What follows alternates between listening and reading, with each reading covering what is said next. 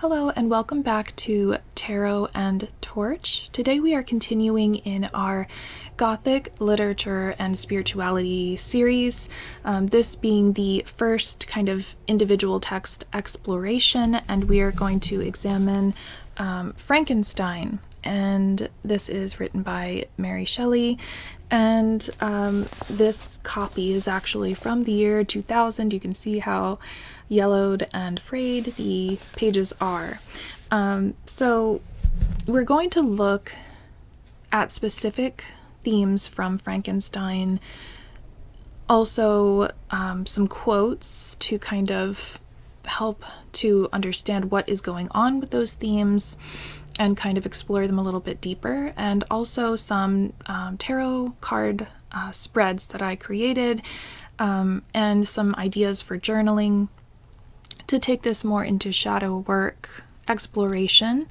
I do want to kind of give a quick disclaimer, even though this is not a guided kind of shadow work experience, any sort of self-examination does require a certain level of awareness to where your mental state is at the moment, and making sure that you're in a good place before beginning any kind of deep, possibly confronting kind of work. And that's what shadow work is meant to do. It's meant to kind of stir up our triggers, explore and heal things that we may not have known are there. And then we examine those shadows and put them into integration and heal them.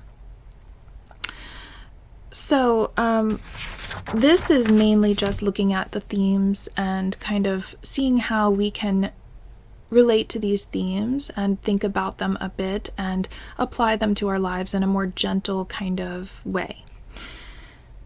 So I've written down some quotes from the book, and I thought that we could kind of begin just by looking at the individual quotes and kind of thinking about them.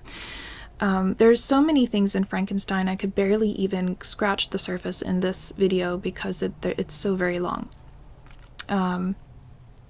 But there's certain things that I feel are important to see, to look at, and to talk about. So I want to start with a quote from page 30, which says, "I believed myself totally unfitted for the company of strangers."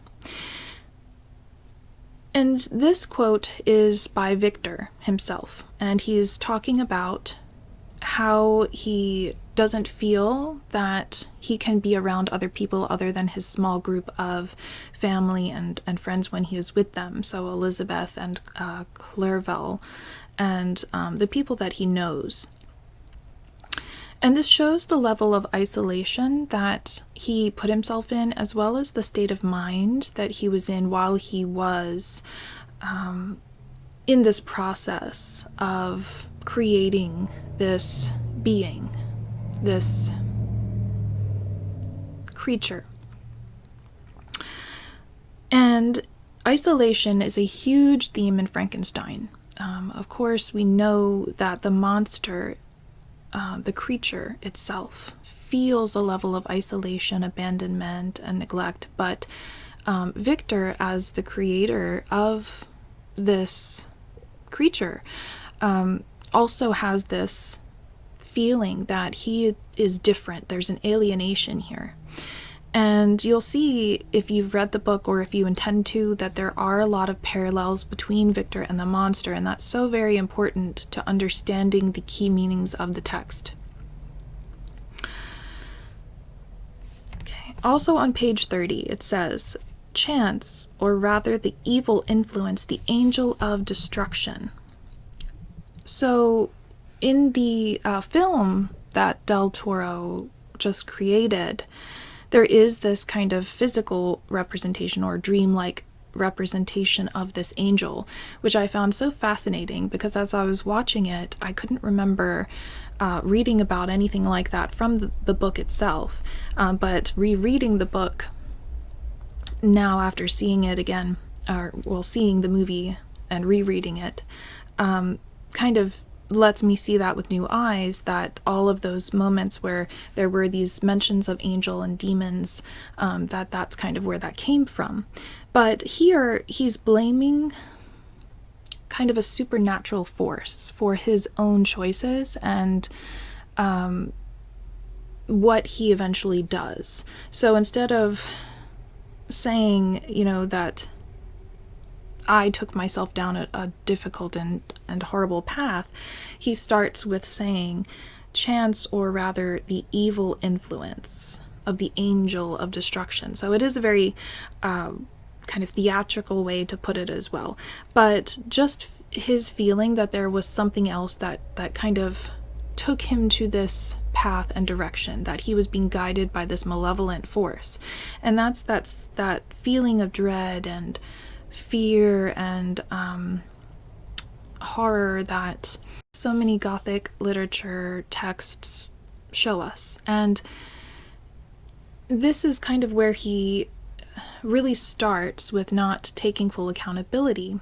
Although later on in the text he does take accountability for the things that he does, it would have been better from the very beginning to say, that it wasn't any such demonic force, it was himself. But because he suppressed his emotions and he has so much of this suppressed emotion underneath of his mind, he can't understand it himself fully at some points. So a very important moment there. On page 32 it says, I was required to exchange chimeras of boundless grandeur for realities of little worth. So he starts talking about these dreams that he had for this beautiful creation that he was, basically putting together from those that have passed on, and talking about them as being, or as being this amazing feat of creation that he would be the one responsible for. And so he is really kind of putting this whole experience on a pedestal of grandeur, where he's really envisioning himself as being some sort of god. And he does talk about that in another quote that I'll get to in a moment. But he says, boundless grandeur for realities of little worth. So reality, in his opinion, is not nearly worth as much as these ideals that he has in his mind. And again, that's another really important moment where he is seeing something in his own mind that he feels is much more special and meaningful than actual reality and flesh and blood people and kind of the gritty realities that we face every day. He then says on page 38, learn from me. How dangerous is the acquirement of knowledge. So here he's almost warning the reader about taking responsibility, in a way, for the things that they are learning and how they use what they're learning. Because knowledge, of course, is power, but it's also very dependent on how one uses it. And he's saying now that he regrets the way that he used this knowledge because of how dangerous and destructive it became. So this is where there is almost this glimmer of understanding, where he is kind of showing that he should have been more responsible. But there's many other things that he did that was irresponsible other than the creation of the monster itself. On page 38, he also says, a new species would bless me as its creator. And here he was talking about when he created the creature, that he imagined how it would be, that this beautiful creature would be very ethereal and would bow to him and be able to worship him in some kind of way, and he would be crowned as this divine creator. And so this is what he was really seeking in the creation of the monster. It wasn't to help humanity through some scientific means. It wasn't to even have connection to another, being the creature.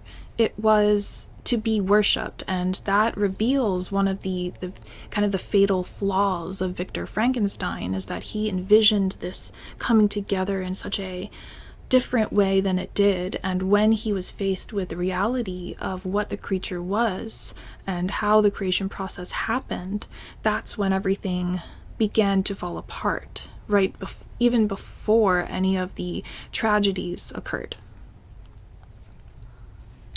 On page 43 it says, "The different accidents of life are not so changeable as the feelings of human nature."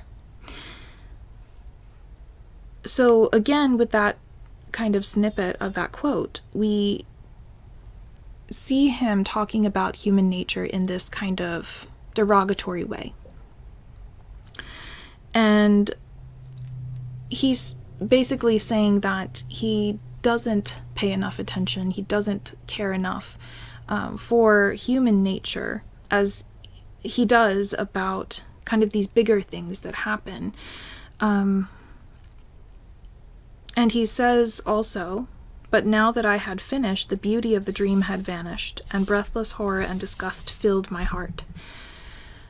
So the beauty of the dream, again, is this ideal, this fantasy that he's created about how things should be, not the reality, not the, real human nature itself, but this kind of fantasy that he's constructed, an illusion. And disgust being the word that's here is very interesting, because he created the monster himself, and he goes on to say he thought that the monster would look a certain way, but it wasn't as beautiful as he had originally dreamed it to be.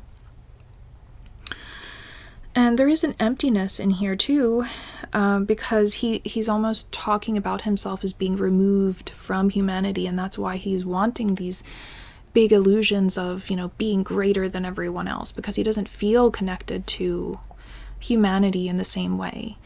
And part of this could be also the loss of his mother when he was young, and how he had to put these very strong kind of boundaries up and be strong in that time of grief, and he didn't process those emotions. Because he also talks about Elizabeth. Right after he made the monster, he ran away from the monster, and he has this dream of Elizabeth where it says, "I embraced her, but as I imprinted the first kiss on her lips, they became livid with the hue of her death. So her features began to change, and I thought I beheld the corpse of my dead mother in my arms." So again, the unprocessed emotions that he had from a child are still there and causing a lot of harm and disassociation and problems with him now, because now he's afraid of owning kind of this connection to this monster, whether he's afraid to feel any kind of caring or sympathy, or whether he's afraid to lose the monster, perhaps on a deeper context. Just the same way that he lost his mother. We don't really know. But the way that he treats the monster is very severe, very cold. And that's on page 43, when it says, "His eyes, if eyes they may be called, were fixed on me. His jaws opened, and he muttered some inarticulate sounds, while a grin wrinkled his cheeks." And there he compares the monster through Mary Shelley compares the monster through the writing as being very childlike, and we can imagine the creature being this newborn that is searching for connection from its creator. And that's where we kind of see the themes of creator and created, like God and man. but also parent and child. And the way that the monster is described as being so innocent is very heartbreaking to someone that feels that human empathy. And he didn't feel that. He instead just felt afraid. So it goes on to say on page 43, he might have spoken, but I did not hear. And in that moment, it shows that before the creature even did anything at all, that Victor was completely detached and didn't want anything to do with connecting with him. So the next quote says, "One hand was stretched out, seemingly to detain me, but I escaped and rushed downstairs." And the creature here was very likely reaching out a hand to try to connect with his creator, to understand where he is, and with wonder looking at his creator, and possibly in almost a worshipped mindset, the way that Frankenstein actually had wanted. But because of the way the creature looked, he judged the creature. And that judgment condemned him, Victor, and also the creature.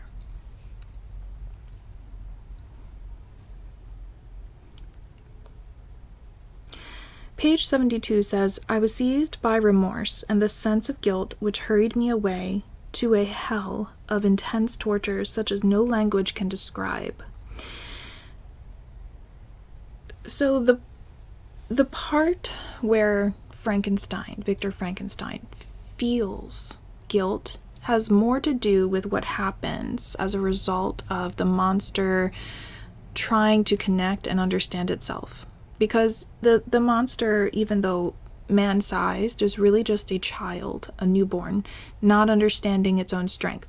So it goes and basically goes on a rampage, taking the things that are important to Victor. Now, at some point, the monster does admit to knowing that he was doing this, but also feeling that there was no other way for him to control his emotions because he hadn't been taught that. He hadn't been taught how to really, truly connect and empathize and have the lessons that one needs in order to be a good and responsible person in this world. So the fact that Frankenstein feels guilt, it's too little too late, because the damage had already been done, and he also was responsible for a girl's being sentenced in a court because of what had happened to a victim of the monster that she was being blamed for. Her name was Justine. And I just don't want to say the specifics of what happened to her because of YouTube. But he took that upon himself very heavily, but it was more about him kind of being in this victim mindset rather than really truly understanding himself and realizing where he went wrong as a creator. Because he doesn't say, I went wrong and I should have been more empathetic, I should have been a better person. He blames himself for creating the monster, not for his actions that he could have prevented all of this after the monster was made.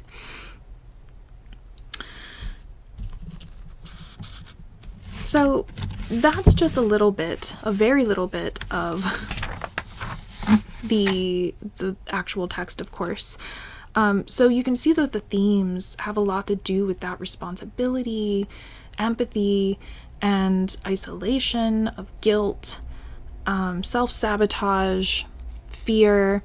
And these are the real kind of meat of the shadow work that we could do when we're looking through Victor's perspective, knowing that too much logic and not enough empathy is a problem, and that there needs to be balance, that we need to be responsible for what we make in this world and what we do, and knowing that our choices have consequences that carry on far outside of ourselves.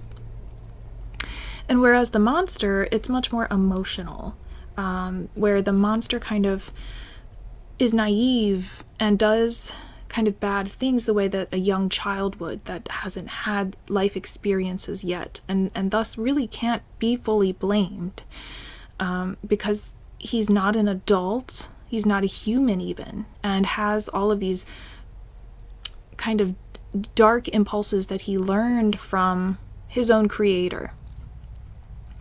So if through the monster's lens, there's still shadow work to be had there. Again, there's isolation, which is shared between him and Victor.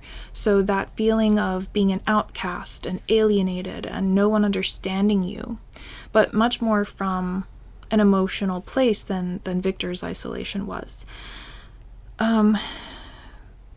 Being impulsive is another kind of theme that the monster can assist with in our own work, is seeing where the monster was impulsive rather than trying to wait and understand everything before acting, because the monster does kind of regret Victor's death, even though it was indirect. He didn't kill Victor.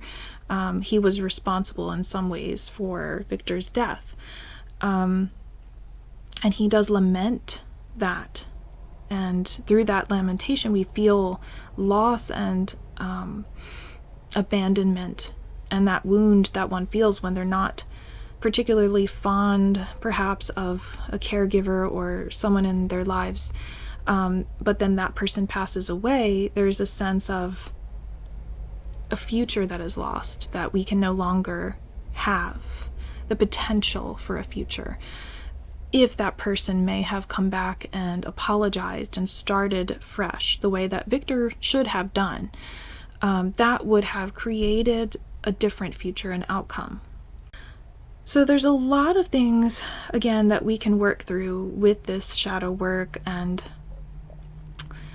understand more about ourselves in the process. And really, journaling is such a good way to do this. And it can be as easy as kind of maybe choosing one and seeing how you relate to them, or maybe doing like a Venn diagram or some kind of chart that would show the overlap between Victor and the creature and kind of what they share, and then doing the same thing for yourself in a journal entry. So some of the questions also that journaling can be done around this is, are we giving enough love and attention to our relationships?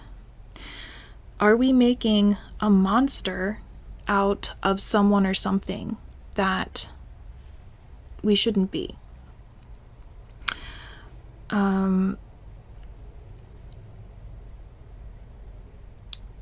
Where have I felt neglect in my life? Do I carry shame or guilt for being neglected or abandoned? So there's a lot, and some of this can verge onto trauma work. And so if you do have trauma around any of this, it would best be done very kind of gently and slowly, and of course listening to your own body. But there's a lot of possibilities and openings for us to explore through this.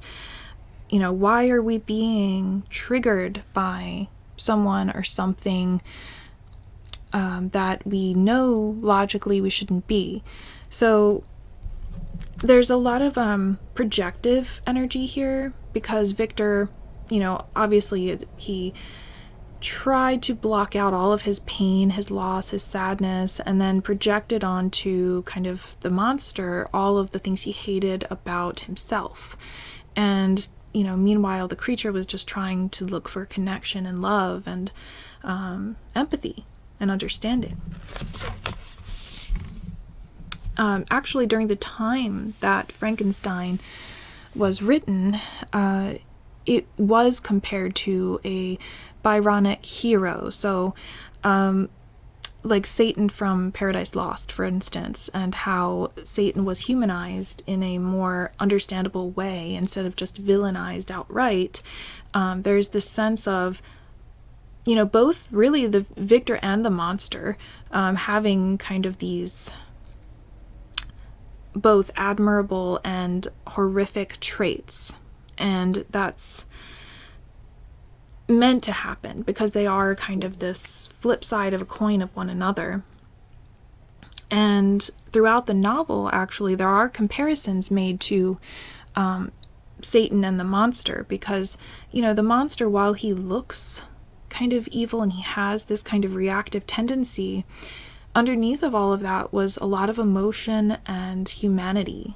And when it's the same way when people have kind of a rough start in life and they're not taught love and empathy, and perhaps have had traumatic things happen to them, it can create a similar situation where they go down a wrong path, but not 100% perhaps to blame for the choices that they made, because they were taught to do this. So the comparison to Paradise Lost is very interesting here, and also the monster reads Paradise Lost and enjoys it and feels a connection to Satan in that text. Also, Frankenstein was very blasphemous at the time, where people, you know, that were religious really did not like the book, thought that anything talking about creating a human being was very, you know, blasphemous and taking God basically out of the equation, and all of the Paradise Lost comparisons to the monster, and just, it was very in your face, non-religious, non-traditional religion. So it wasn't looked upon very fondly by anyone who had those religious values. The next thing I wanted to show you quickly before we go into the spreads is some of the decks that I would use to work through these themes. And of course, this is very subjective, but Graven Images would be one of the decks that I find very helpful in working through this theme, mainly because it is, of course, it has the imagery of the graveyards, the cemeteries, but this deck is very honest, and it has very confronting kind of messages at times. And it also adds that element of empathy to perhaps moments that we may not have even thought to feel kind of a certain way about a situation or a person because of our own bias.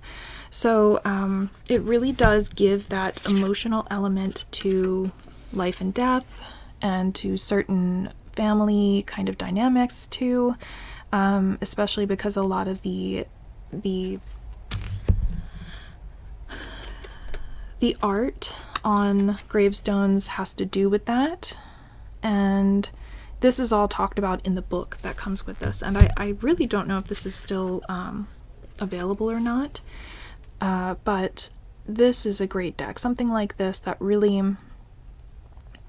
kind of takes you into that life or death place, really, and forces you to see things that can be challenging and confronting in that shadow work way. Okay, so the next deck is the Wild Things Oracle, and I know this is a very strange choice. I have a good reason for it, I think.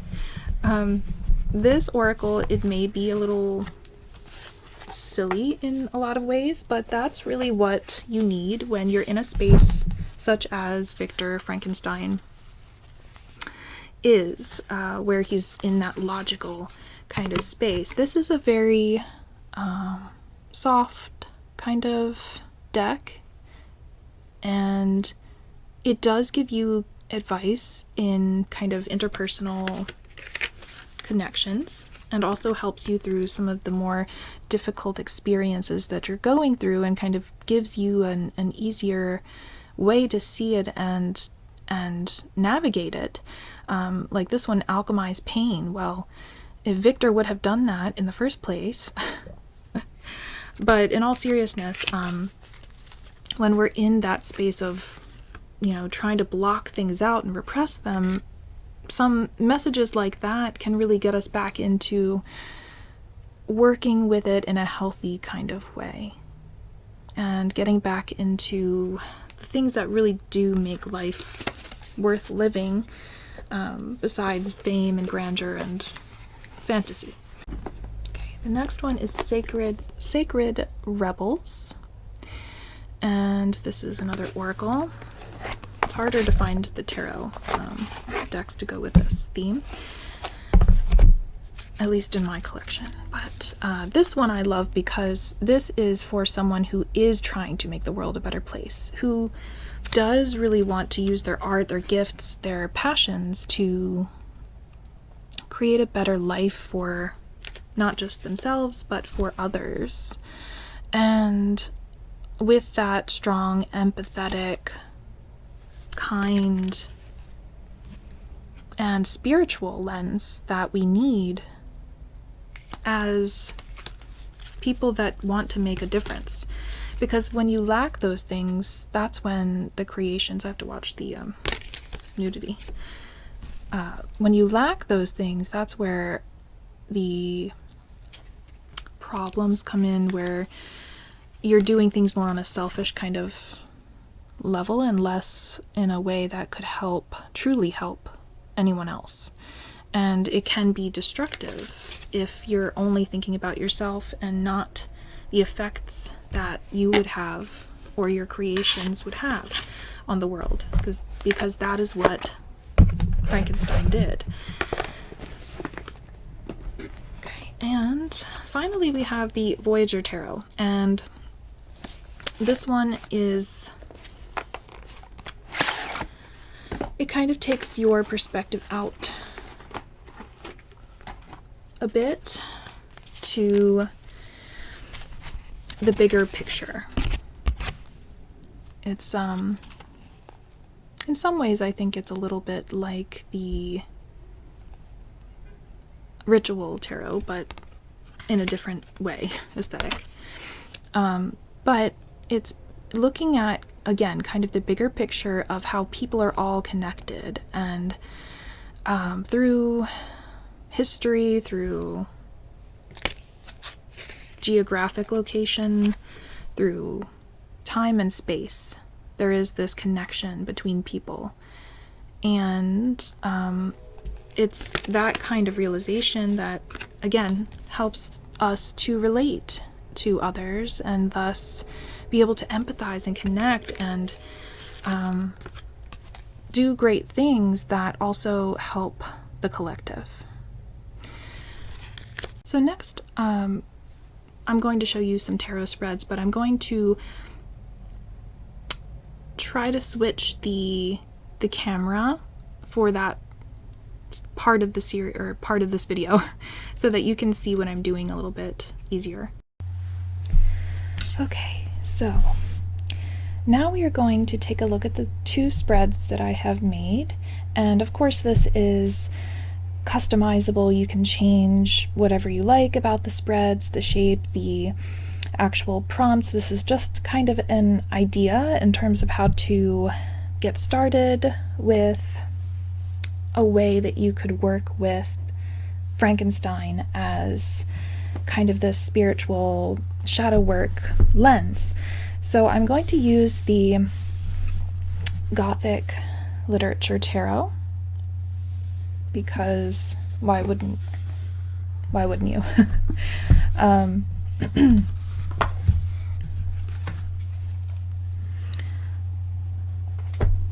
For both spreads, they're meant to be a mirror of one another, so they are both going to be 6-card spreads.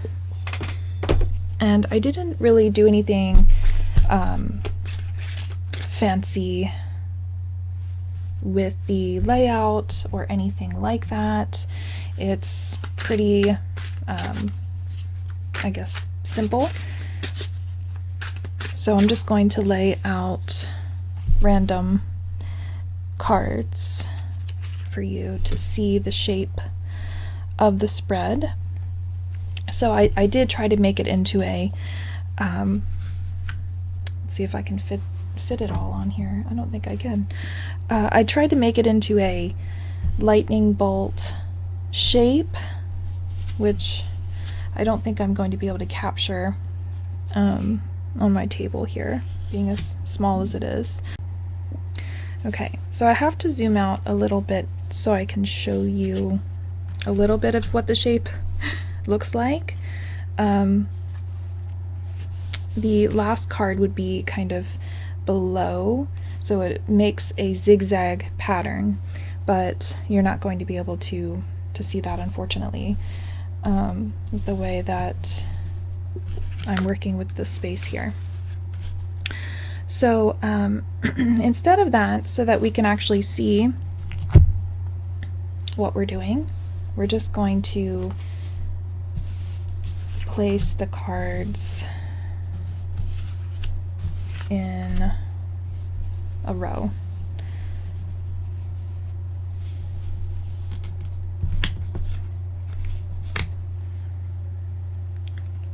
The first card in the spread is called Instruments of Life. And it says, how do I feel about my recent accomplishments? So how do I feel about my recent accomplishments? And we have the 7 of Skulls. Okay.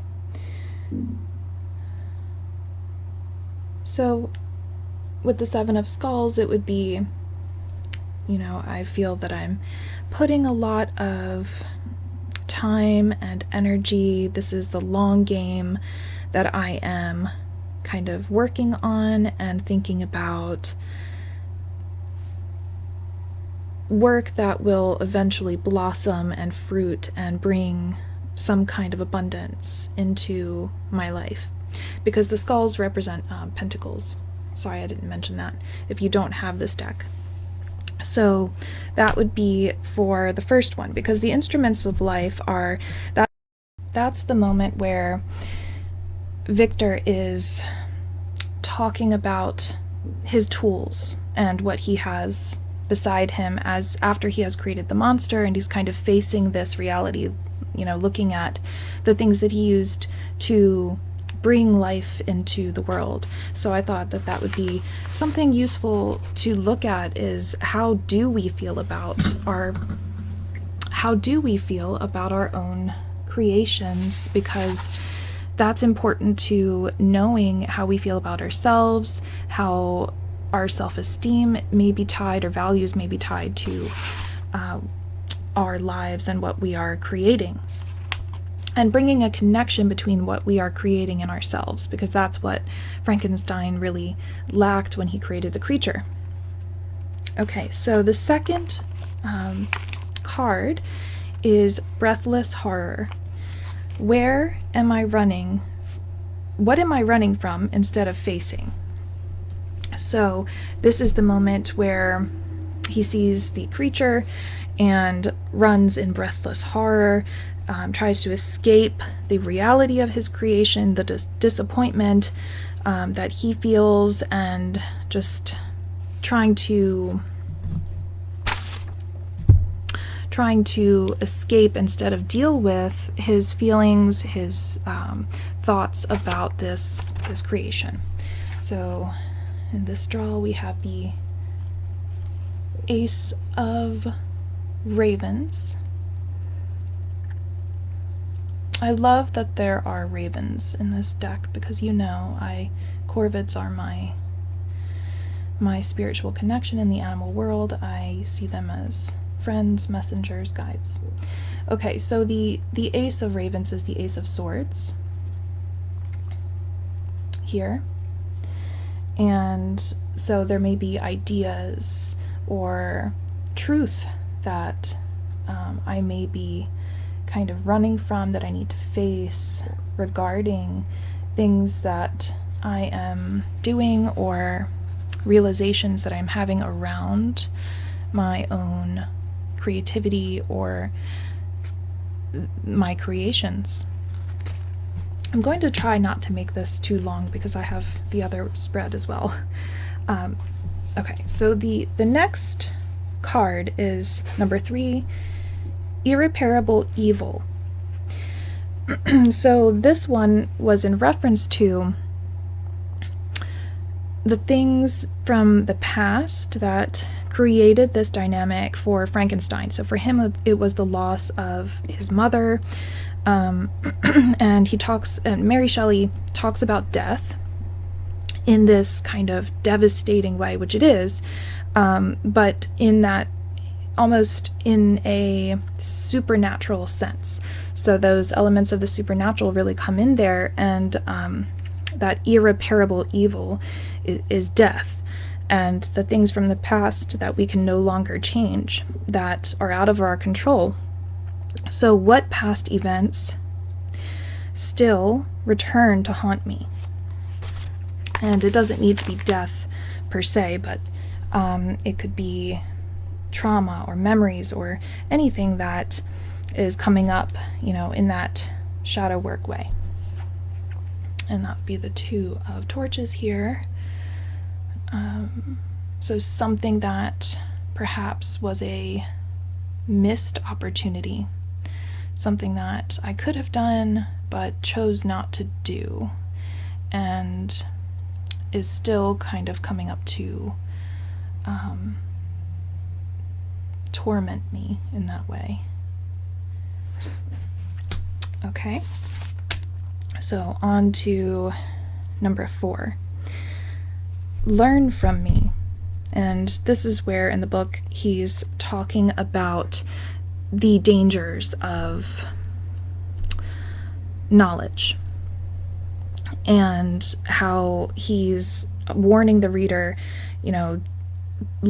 take a lesson from what I have done. So learn from me is, where in my life can I have more empathy towards others? So I chose to lead it more to empathy, even though Frankenstein wasn't really talking about that. He was talking more about logic. So Queen of Skulls is Queen of Pentacles here. So in supporting others in a kind of practical way, maybe even financially supporting other people and holding space for them, giving advice, being a solid presence in the lives of others around me. Okay, and this is just an example reading. I'm not really going very deep into my personal life because I just wanted to show you these spreads. Number 5 is the state of degradation. What can I learn from mistakes I have made in the past? So the state of degradation, for Frankenstein, of course, is the feelings that he has towards his creation, and also just the things that he did that he didn't take accountability for, in terms of, what happened to everybody close to him and how they were, killed. So 6 of torches. Here I feel it could be having empathy for those that perhaps are supporting me or looking up to me in some way.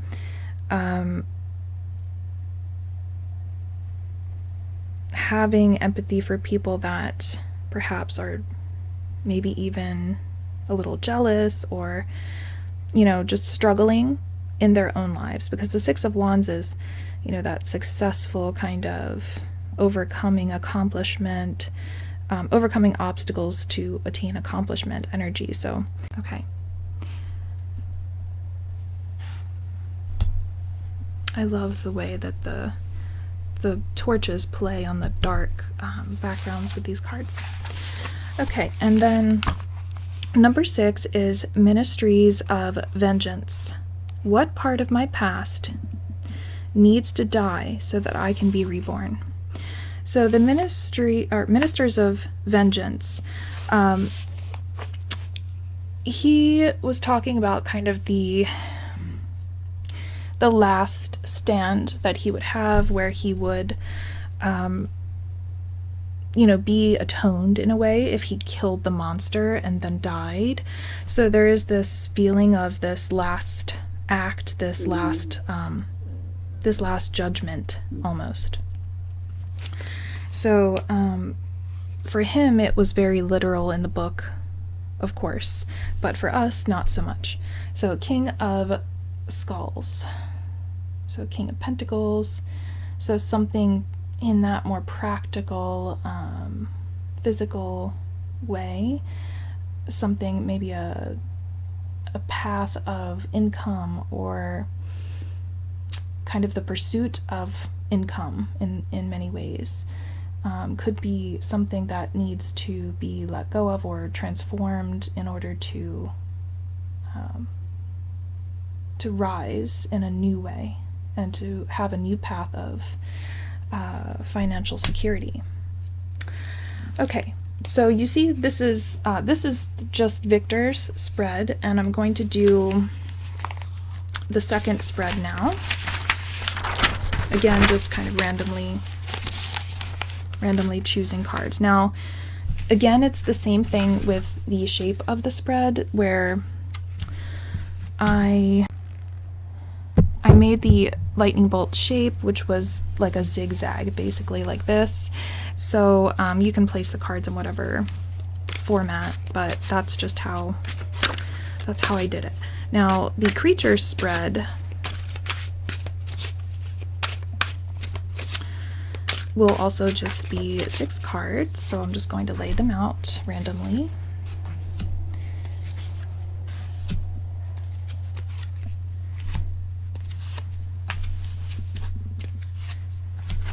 Okay, creature spread. We start with number 1, which is Dreams of Virtue. What do I desire in my relationships that I do not have? So the Dreams of Virtue is there because it describes, the monster describes, or the creature, really, he's not a monster. The creature describes what he wanted to have, that he had these dreams of virtue and all these, lofty kind of ideas that really aren't so lofty about connecting and having love and being devoted and having a good life and things like that. And so for number 1, it's about relationships. So, and we see the world. So perhaps kind of a new, fresh start in relationships would be the way to look at this. Or, a new cycle of connecting, new ways of connecting to get closer to others. Okay,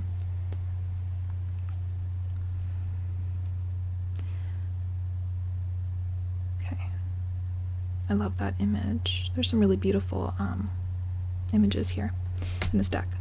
Okay, so then on to card number 2, which is I am alone. In what way do I feel like an outcast or lonely? And that's such a beautiful way to approach the work with the creature, is looking at that outcast perspective, because that was such a major part of what he went through, was feeling alienated, shunned, not a part of any world, whether living or dead. He was very much in between both. So examining how we feel about when we feel lonely, which, there's always a point at which we do, how are we feeling, and how do we feel that we are being outcast in some way, and how to work with that. So, and we have the 9 of Ravens, which is pretty fitting there. So, in the way that I worry at times, being a bit stressed out by day-to-day things, it's in that kind of moment that I feel very alone and in my own thoughts, in my own way. I may not turn to help when I need to. So card number 3 is Evil henceforth became my good. I love that line, which is why I chose it for number 3, because looking at good and evil can be such a contrasting thing. And when we see it more like a gray area instead of black or white, that's when we really get the deeper understandings of what good and evil are and kind of where we fall. And he is saying that, you know, what people perceive to be evil was something that he needed to get through a difficult time and really try to survive at that point. And so the question is, what resentment am I still carrying? So what is kind of building up within you that is creating this kind of feeling of need for revenge or need to act out impulsively in some way? And that is the Ace of Wands here. So perhaps something that happened very suddenly and was very intense, some kind of outburst maybe that happened with another person, something that maybe interrupted a path that I would have taken otherwise. Okay, on to number 4. I am a wretch. Where have I acted too hastily on my emotions? And this is where, you know, because the monster or the creature does have awareness after the fact, the same way that, in similar ways that Victor did. He calls himself a wretch. He feels very, you know, his self-esteem has been damaged in many ways, and he kind of, you know, almost finds comfort in the fact knowing that he has a label of some sort, even if it is a negative one. So he realizes where he kind of led to the death of Victor. He regrets that. He regrets all the things that he did that were violent, but also feels validated in some ways too. So where have I acted too hastily on my emotions? Temperance. Oh, this is perfect because it's Dr. Jekyll and Mr. Hyde in this one. So yeah, I mean, I think we all can relate to that there's these moments where we feel kind of out of control based on our feelings and, you know, our reactions to something that may be incredibly hard to deal with or to know how to react to it.